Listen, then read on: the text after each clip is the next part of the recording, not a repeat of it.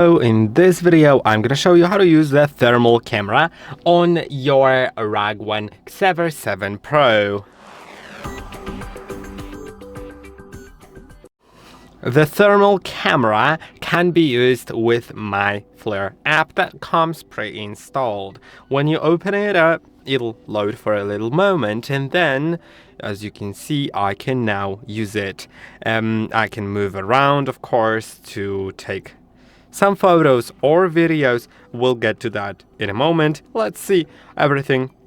So as you can see, it shows me temperature. It is a little misaligned here when an object is too close, but if it's further away, it works just fine.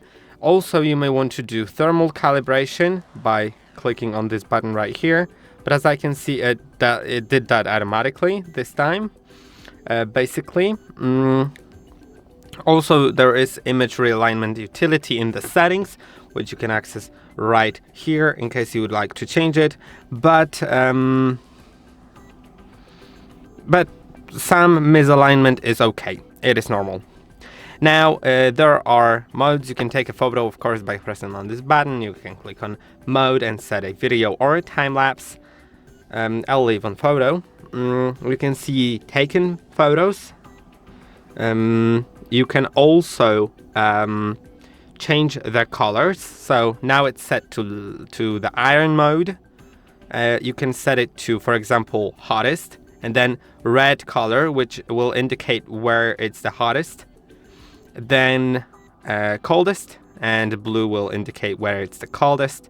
White hot, black hot, or some kind of lava colors, or any other color that you'd like to set.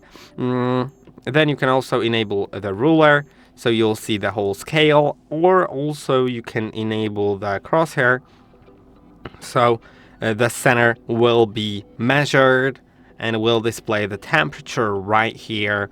And also you can enable this. You can click here. So basically the scale will be locked, as you can see right now. If I disable it, then the scale will automatically adjust itself to the surrounding temperatures. As you can see right here, let's say if I set it like that, then lock it, then if I point on the monitor, which is obviously hotter, it'll be like white and you can't really see the colors here. And if I unlock it, then I can actually see the colors. So that's what you can do. And the last thing here that I wanted to show you is high temperatures.